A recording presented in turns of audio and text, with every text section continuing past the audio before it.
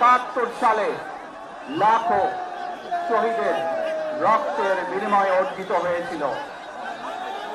ঠিক একইভাবে 75-এ আবার 7ই নভেম্বর আধিপত্যবাদীদের হাত থেকে রক্ষার জন্য সেদিন সিপাহী জনতার বিপ্লবের মাধ্যমে আধিপত্যবাদের হাত থেকে দেশকে রক্ষা করা হয়েছিল। একইভাবে পরবর্তীতে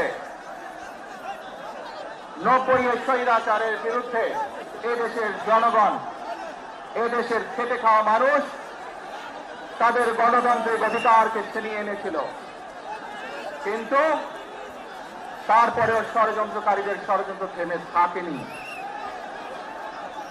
আমরা তারপর দেখেছি 2024 সালে 71 সালে এই দেশের মানুষ যেমন স্বাধীনতা অর্জন করেছিল, 2024 সালে এদেশের ছাত্র জনতা সহ সর্বস্তরের মানুষ, কৃষক, শ্রমিক, গৃহবধূ, নারী, পুরুষ, মাদ্রাসার ছাত্র সহ দল মত নির্বিশেষে, শ্রেণী পেশা নির্বিশেষে সকল মানুষ সেদিন 2024 সালের 5ই আগস্ট এই দেশের স্বাধীনতা এবং সার্বভৌমত্বকে রক্ষা করেছিল।